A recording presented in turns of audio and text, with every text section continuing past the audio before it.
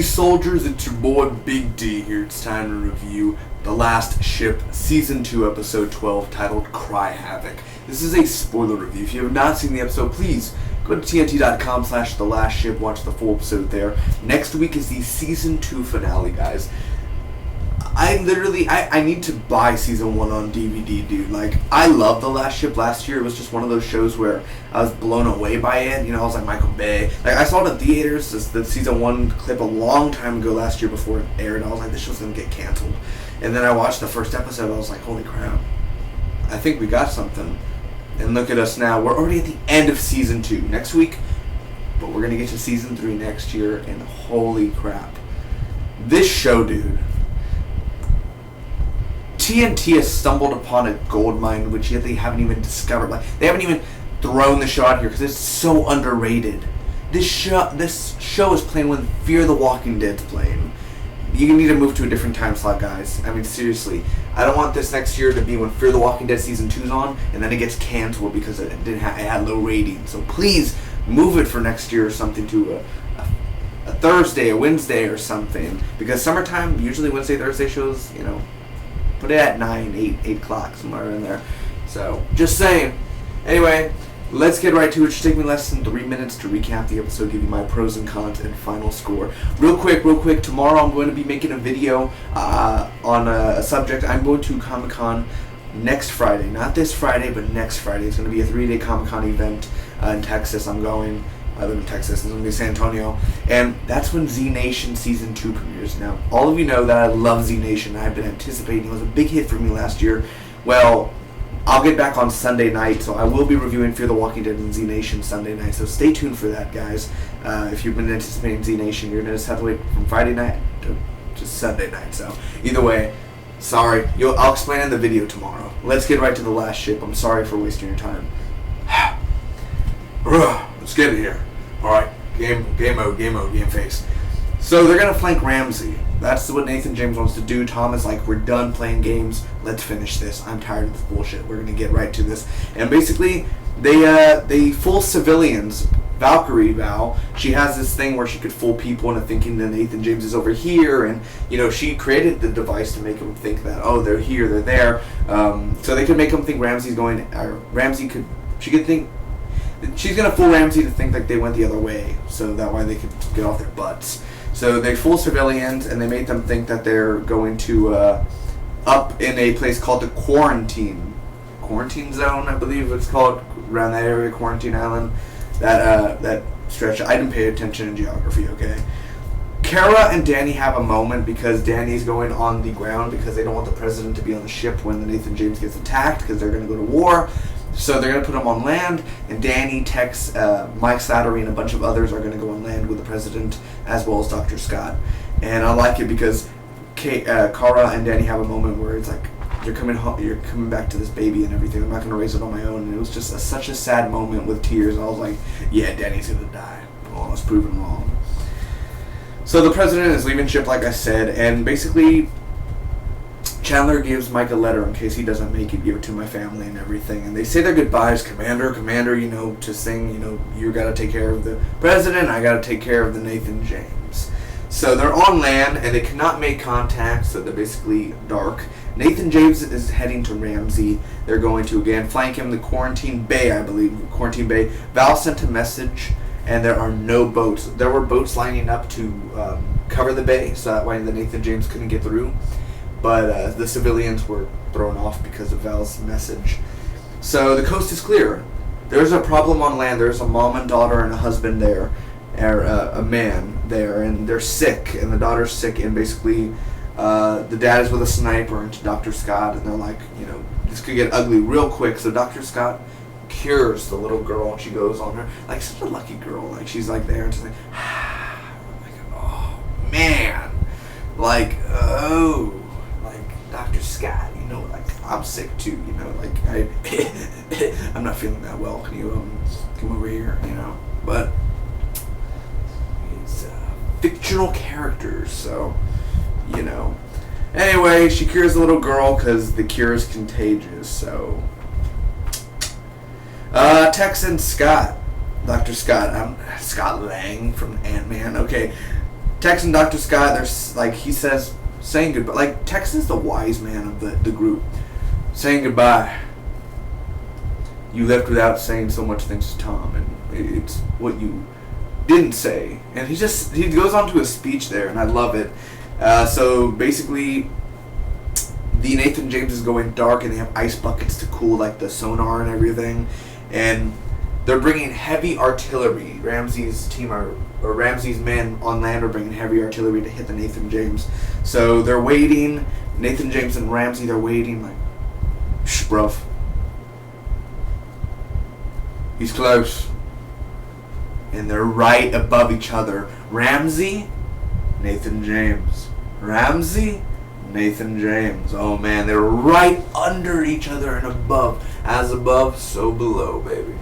So basically, they accelerate and they're turning and I mean, it's epic. They're having a firing naval battle, and Ramsey ends up diving, and basically they do like torpedoes, torpedoes, bruv.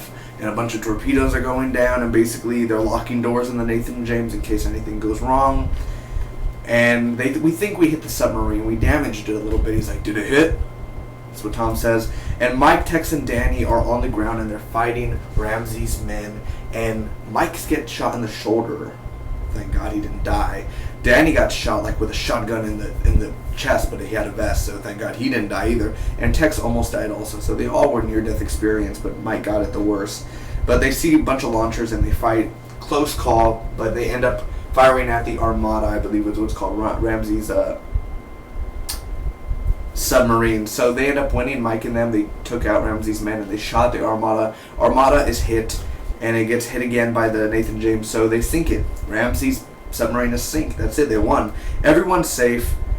We're heading home. Ramsey yells at the end because he's at the bottom of the ocean in the submarine. Like, water hasn't poured into the submarine yet, but he's like, ah! And it's like, next week on the season finale of The Last Ship. What did I think about this episode overall, guys? So let's talk about it. Did this episode woo me? Did it get me excited for next week? Did it have a good pace? Did it have a good production rate? Did it have a good action, the writing, the dialogue? Well, let me tell you. I'm going to get started with the cons. Let's get started with the cons first. Let's do something different. It's been a while since I've done this. First off, I didn't like the first half. I didn't. It wasn't boring. I'm not saying this, but to me, just the feeling of it, the first 15, 20 minutes didn't get me as much because it was basically the calm before the storm. And it was just kind of just building up, and it's one of those where you're kind of just like you're watching, but you kind of daze off in a sort of way. The feeling in here, there are a few emotional parts, but not where I'm dripping tears. I'm not like Falling Skies dripping tears, but there are parts where I'm like Kate and Danny, Cara and Danny, and the baby thing. But just the feeling in here, it just kind of there was no part where I was on the edge of my seat, yes, yes, yes. It wasn't nothing like that. I was never in that moment. I was just kind of when they were fighting, I was like, awesome, yes, boom, Ramsey, I'm in your face. I was just kind of like that. I wasn't in that. I wasn't in there like I was for Falling Skies per se. Dr. Scott felt a little weird, to be honest. Literally, he put the sniper down, and she's like, I'm still far away from you, but I'm still moving slow. I'm still moving slow. He put the gun down already. Just walk. What are you doing? It just felt a little weird. The whole Dr. Scott. I love Dr. Scott, and I think that she has. They're really misusing her this season so far, but I really think that. I don't know. It's hard to explain. It's just Dr. Scott felt weird this episode is all I'm trying to point out. If you could connect the dots, maybe you could actually figure out the riddle. Not much on land. I wanted to see Tex and Mike and them protecting the president because, Nathan James, it's fun, but the ice buckets and everything, and you see them working hard. Hell yeah, they work very hard, man, but I want to see them protecting the president. I want to see them do stuff. besides the action that we saw. I want to see the president talk to the young people. I want to see them interact with people. And hi, I'm the president. And he shakes the hand of the infected or something. Like, I just want to see him do something. I like how the president was kind of like, well, you do what you have to do type of thing. But I still want to see a little interaction between people. So there was not much on land there to really salvage. Like, oh, this episode, besides the action, the president just asked Ray, oh, you got to feed your team. Like, that's it. I'm like, oh, okay. Now I'm getting mixed up. Now the pros. First off, the action in this episode was awesome. Now, is it the best action of the season? No, it's not. I've enjoyed other action in this season, but for what it was shown, it was pretty good. It was good action in the air. I'm not gonna lie. I had fun time watching the Tex and them hand-to-hand combat. Also, another con. They're really wasting Wolf. They've wasted Wolf a lot. Wolf's like, I thought Wolf would be the Daryl Dixon of the show, but he sucks, honestly. Like, they don't use him. They should probably use him. Oh, Ruby, she died last week. Huh? Go avenge her, man. Come on, what are you doing? But seriously, the action and Tex and his wisdom, the dialogue that he uses, and just Tex trying to get in, like, you put it around your thighs, what I can do for you, you know. Just Tex himself is just, he's my favorite character. He is a Daryl Dixon to me. The effects in here, now some of the effects are a little but overall, I could tell that, the budget that they have and everything, it totally works for me. I don't, like, if you've seen The Last Ship this whole season, you know how the effects are, so the effects are perfectly fine, like I say every episode. Ramsey could still return next week. Most likely that's it. He's done. But he could still return. You never know. But Ramsey himself, I think he was so well acted out by that actor. We're going to sink that Yankee ship. I just love that actor. I love the way that he portrayed Ramsey, the character, and I love the way his looks and his talk and bruv and everything, so I think he did a perfect job for this episode. The close call and the shot again, Tex and them, and Mike getting shot, and the shot into the chest and everything, that was really intense.